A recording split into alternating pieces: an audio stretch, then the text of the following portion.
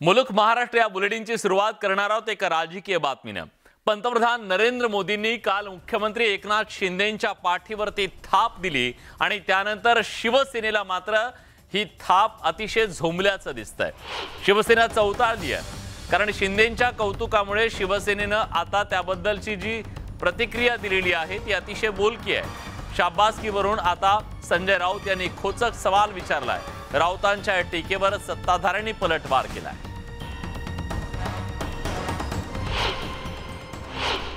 पंतप्रधान नरेंद्र मोदींची शिंदेंना शाबासकी।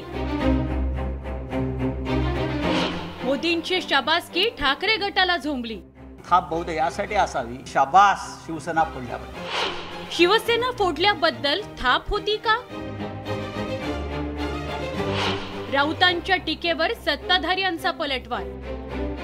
समृद्धी महामार्गाच्या लोकार्पण कार्यक्रमात पंतप्रधान नरेंद्र मोदींनी एकनाथ शिंदेंच्या पाठीवर कौतुकाची थाप देत त्यांचं कौतुक केलं।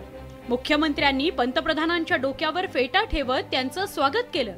हास्य विनोद करताना दोन्ही नेत्यांनी एकमेकांचा हात हातात घेतला।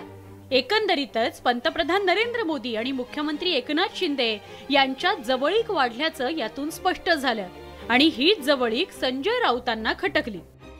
प्रधानमंत्र्यांनी त्यांच्या पाठीवर काय ती थाप मारली, ती थाप बहुधा यासाठी असावी की शाबास शिवसेना फोडल्याबद्दल बाळासाहेब ठाकरेंची। याबद्दल थाप होती का? ती पाठीवर शाबासकीची थाप होती।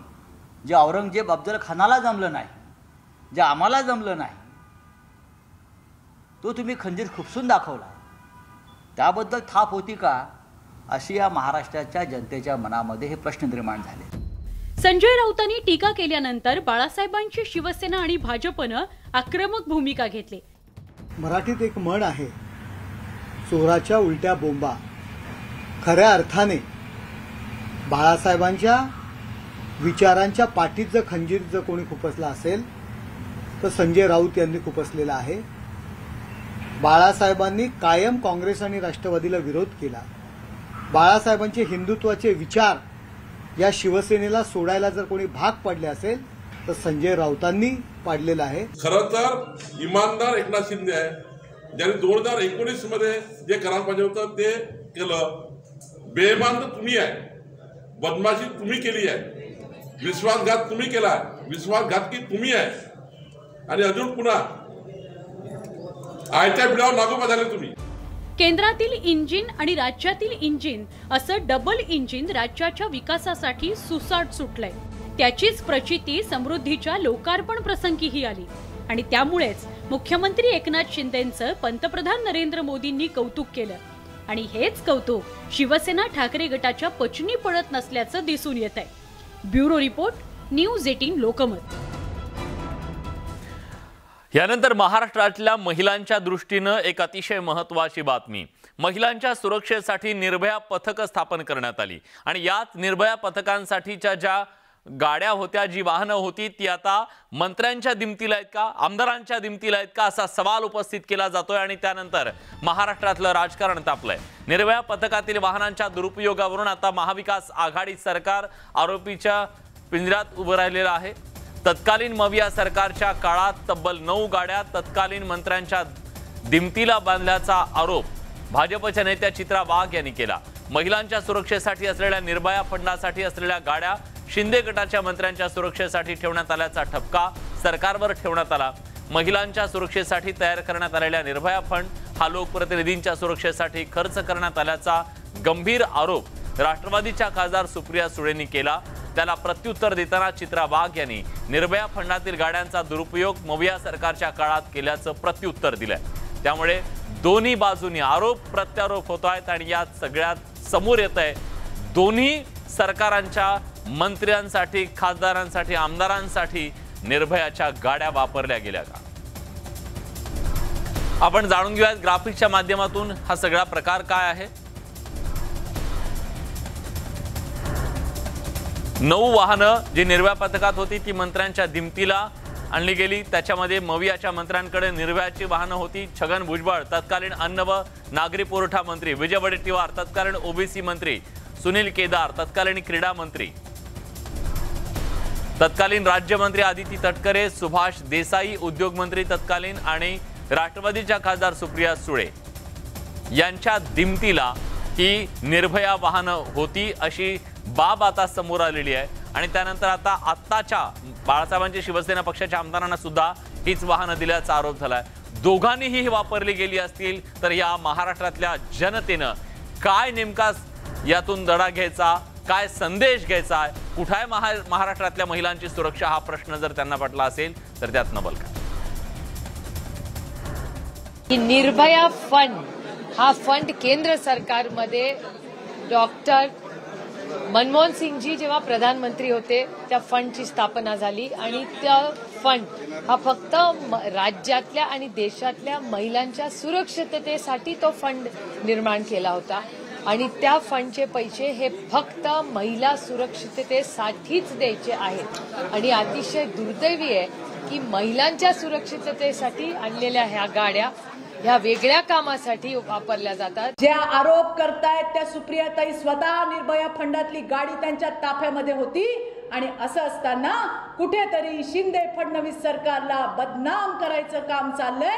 महाराष्ट्रातली जनता सुज्ञ आहे, त्यांना सगळं कळतंय, पण अशा पद्धतीने काहीतरी काढून सरकारला बदनाम करायचं जे षडयंत्र चाललेलं आहे ते आम्ही कदापि महाराष्ट्रामध्ये चालवून घेणार नाही. यानंतर बातमी आहे ती म्हणजे दिल्लीत सुरू असलेल्या शिवसेना आणि धनुष्यबाणाच्या राजकीय लढाईची.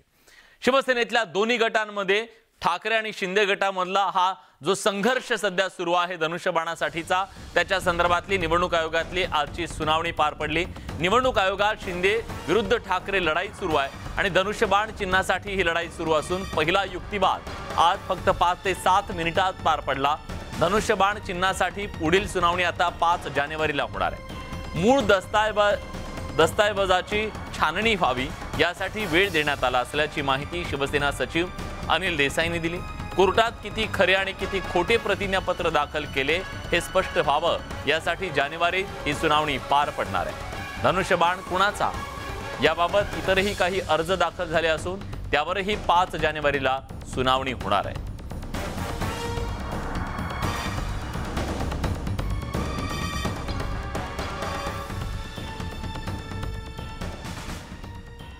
या गोष्टींवर कुठंतरी प्रकाशझोत टाकला जाईल आणि तो आमच्यातर्फे त्यांच्यातर्फे आणि मग तो इलेक्शन कमिशन समोर तो जाईल.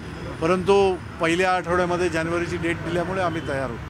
आणि आता लपवण्यासारखं काही नाही, सगळ्या या संस्था बरबटलेल्या आहेत आणि म्हणून त्यांनी आता ही संधी दिल्यानंतर ते दिलेलं खरं खोटं कसं समजायचं आपण, ते तुम्ही खरं समजून निर्णय देणार का? मग ते दिलेले कागद आम्हाला व्हेरीफाय करायचे आता, त्याचा आम्ही पण नक्की व्हेरीफाय करू की खरोखर कोणाची नावं दिली ती. आणि एवढ्यासाठी आज पुन्हा हिअरिंगच्या वेळेला तारीख मागितली गेली. मला वाटतं जानेवारीचा पहिला आठवडा त्यांनी आता निश्चित केलेला आहे. जिथे ठाकरे तिकडे शिवसेना, जिथे बाळासाहेब ठाकरे त्यांचे चिरंजीव ती शिवसेना. निवडणूक आयोग कशा प्रकारे काम करतो आपला, कशा प्रकारे निवडणुका होतात, त्याच्यामुळे शिवसेना आणि शिंदे गट ह्याच्यात सुनावणी सुरू आहे आणि आम्हाला खात्री आहे या संदर्भात एका विशिष्ट बाजूने निर्णय घेण्याची. राज्याचे उच्च तंत्र शिक्षण मंत्री चंद्रकांत पाटील सध्या काही वादामध्ये अडकलेले आहेत. महापुरुषांबद्दल त्यांनी केलेल्या वक्तव्याच्या नंतर राज्यभरात रान पेटलं आणि त्यानंतर आता चंद्रकांत पाटील यांनी माफीनामा दिलाय. चंद्रकांत पाटील यांनी हा माफीनामा दिला असून त्यांच्या या भूमिकेच्या नंतर या सगळ्या वादावर पडदा पडणार का? चंद्रकांत पाटलाकडून दिलेल्या या प्रसिद्धी पत्रकात त्यांनी कथित वक्तव्याबाबत माफी मागितली आहे. फुले, शाहू आंबेडकर, कर्मवीर भाऊराव पाटील यांच्याबाबत आपल्याला नितांत आदर आहे, त्यांच्याबाबत विशिष्ट हेतून बोललोच नाही असंही पाटील यांनी सांगितलं. तरीही कुणाच्या भावना दुखावल्या असतील तर माफी मागत असल्याचं पाटील यांनी म्हटलं. शिवाय शाईफेक प्रकरणातील आरोपींवरचे गुन्हे मागे घेण्याची विनंतीही त्यांनी केली. शिवाय या प्रकरणातील निलंबित पोलिसांवरचं निलंबनाची कारवाई मागे घेण्याची मागणी त्यांनी केली. दुसरीकडे शाईफेक प्रकरणावरही त्यांनी पडदा टाकत असल्याचं जाहीर केलंय. त्यामुळे महाराष्ट्रात गेल्या काही दिवसांमध्ये जो सगळा वादंग निर्माण झालेला होता त्या वादंगात चंद्रकांत पाटील यांनी त्यावर पडदा टाकण्याचा प्रयत्न केलेला आहे.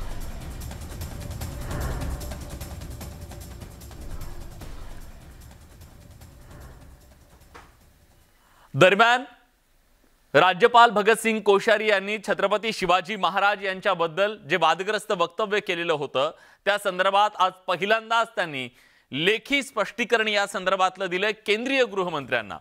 केंद्रीय गृहमंत्री अमित शहा यांना पत्र लिहून त्यांनी आपली बाजू मांडलेली आहे आणि राज्यपाल भगतसिंग कोश्यारी यांनी पहिल्यांदा छत्रपती शिवाजी महाराजांबद्दल जे अपमानकारक विधान केलेलं होतं त्याबद्दलचं हे सविस्तर स्पष्टीकरण राज्यपाल भगतसिंग कोश्यारींनी केलेलं आहे आणि त्यांना पदावरून हटवलं जावं अशी मागणी सातत्याने जोर धरत होती। राज्यपाल भगतसिंग कोश्यारींनी केंद्रीय गृहमंत्री अमित शहा यांना पत्र पाठवलं आणि आपली भूमिका स्पष्ट केली। माझ्या भाषणातला एक छोटा भाग काढून काही लोकांनी त्याचं भांडवल केलं अशी बाजू कोश्यारींनी शहांना पाठवलेल्या पत्रात मांडली आहे। डॉक्टर बाबासाहेब आंबेडकर मराठवाडा विद्यापीठात पदवीदान समारंभात राज्यपाल भगतसिंग कोश्यारी बोलत होते। यावेळी भाषण करताना राज्यपाल भगतसिंग कोश्यारी यांनी केंद्रीय मंत्री आणि भाजपचे नेते नितीन गडकरी यांची तुलना थेट छत्रपती शिवाजी महाराजांशी केली होती। त्यावरून हा सगळा वादंग निर्माण झाला होता।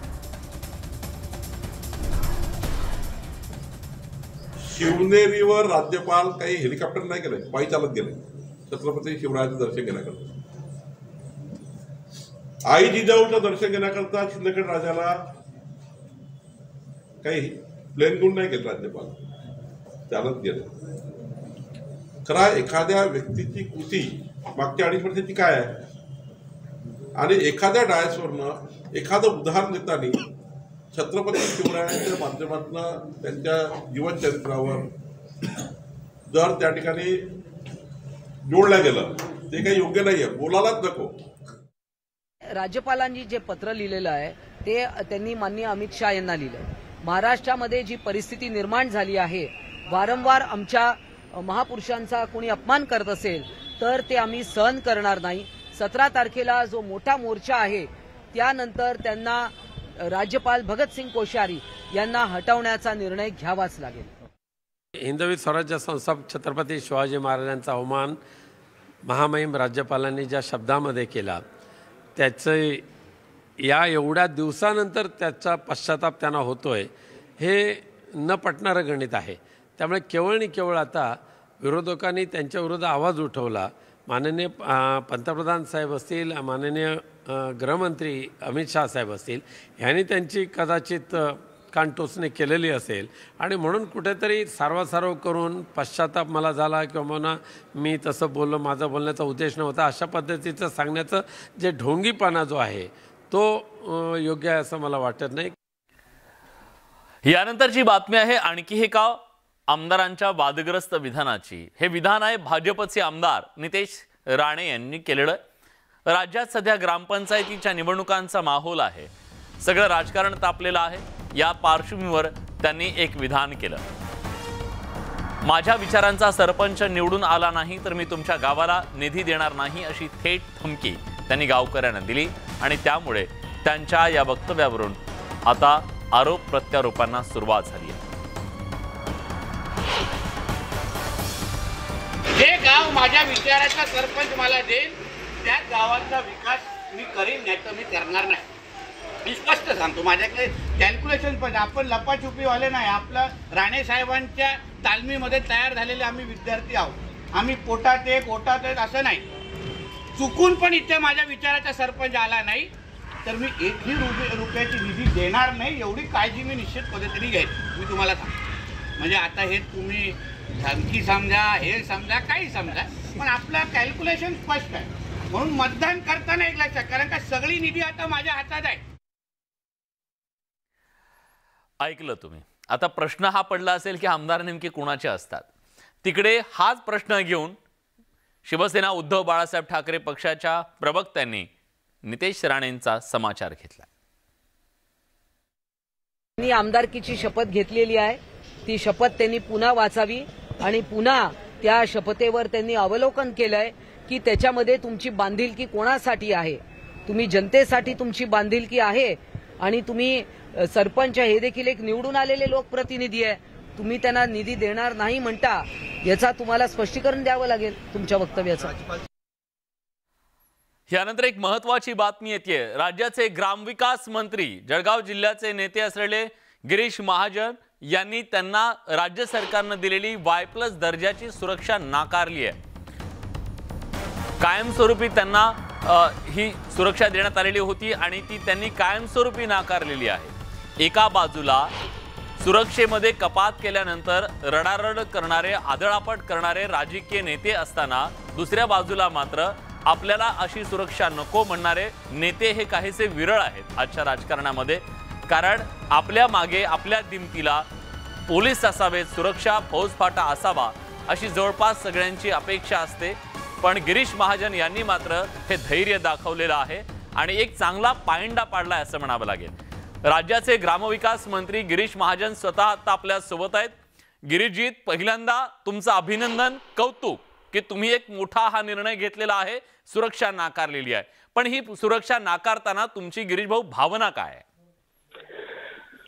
नाही, गेल्या आपल्याला कल्पना केल्या जवळजवळ 15 दिवसापूर्वीच सर्व मंत्र्यांना, आमदारांना Y+ सुरक्षा पुरवण्यात आलेली होती। माझ्याकडे त्या दिवशी सकाळी बंगल्यावर गाडी आली, एक PI, PSI, 7-8 लोक त्या ठिकाणी। मी म्हटलं एवढी गर्दी कशी? तर म्हणजे आपल्याला Y+ सुरक्षा देण्यात आलेली आहे। मी देवेंद्रजीशी नंतर बोललो आणि मी देवेंद्रजीला सांगितलं की साहेब, आधीच राज्यावर एवढा अपूर्ण मनुष्यबळ, पोलिसांची संख्या कमी आहे, वाहनांची संख्या किती कमी याची मला कल्पना आहे। सारखे अधिकारी आमच्याशी बोलत असतात की वाहनच नाही, आमच्या जिल्ह्यामध्ये सुद्धा एक गाडी मंत्र्याला त्याच्या मागे पळवायला त्यांच्याकडे नाहीये। आणि म्हटलं असं असताना आता मी आहे, माझ्याकडे 2 हवालदार आहेत, कॉन्स्टेबल आहेत माझ्यासोबत, आणि असं असताना म्हटलं पुन्हा Y+ सिक्युरिटी आणि एवढे 20-25 लोक आपण अटकायचे त्यामध्ये, त्यापेक्षा मी त्यांना म्हटलं मला याची फार आवश्यकता वाटत नाही। कारण गेल्या वेळी मी मंत्री होतो त्यावेळेला मी म्हटलं तर मी घेतलीच नव्हती पुरुष सुरक्षा 5 वर्ष मंत्री असताना।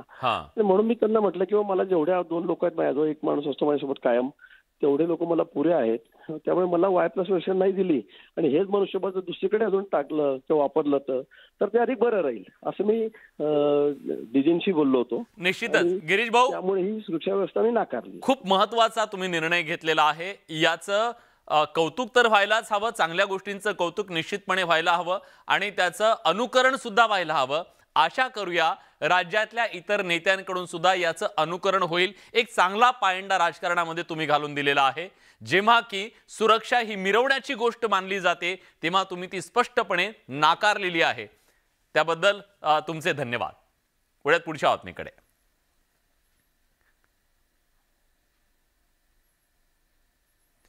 तर गिरीश महाजन यांनी त्यांना मिळालेली Y+ दर्जाची सुरक्षा ही कायमस्वरूपी नाकारलेली आहे। पोलिसांवरचा सध्याचा ताण पाहता त्यांनी हा एक मोठा महत्त्वाचा निर्णय घेतलेला आहे।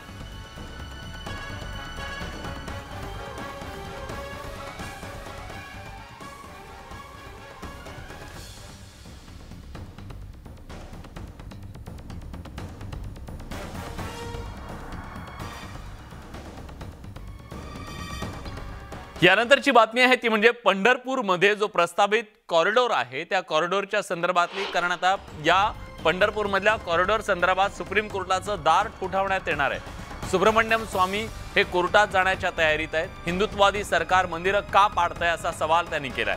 सुब्रमण्यम स्वामींनी मुख्यमंत्री एकनाथ शिंदेंना हा सवाल विचारलाय। पंढरपूरचा कॉरिडॉर मुद्दा कोर्टात जाणार आहे।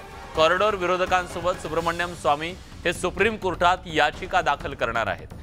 खरं तर या संपूर्ण परिसराचा, पंढरपूरमधल्या परिसराचा विकास करण्याच्या दृष्टीनं या कॉरिडॉरची घोषणा करण्यात आलेली होती। अतिशय दाटीवाटीचे हे सगळे रस्ते आहेत, त्या रस्त्यांचं रुंदीकरण करण्याची आणि हा सगळा परिसर म्हणजे काशी आणि उज्जैनमधल्या धर्तीवरती पंढरपूरचा सुद्धा विकास करण्यासाठी कॉरिडॉरची घोषणा करण्यात आली होती, त्याला विरोध होता। तो बड़ी आश्चर्यजनक है कि महाराष्ट्र सरकार जो अपने को हिंदुत्व के लिए माहिर समझते हैं वो क्यों इस प्रकार से जो भक्त लोग हैं उनके विरोध कर रहे हैं। तो हम उसको कोर्ट में पिटीशन डालेंगे। और जैसे मैंने तमिलनाडु में सवानायगर शिवा मंदिर को मैंने मुक्त कराया DMK के कब्जे से, DMK ने जिसका राष्ट्रीयकरण कर लिया था उसको छुड़वाए और पुजारियों को इसको पूरा मुक्त किया इसमें। और वैसे ही उसी आधार पर जैसे सुप्रीम कोर्ट ने उसमें हमें ऑर्डर दिया तो बड़ी आसानी से इसमें भी ऑर्डर होगी। तो मैं हमारे जो मंदिर के भक्त हैं उनसे कहते हैं थोड़ा और सब्र कर लो, परंतु विजय होना निश्चित।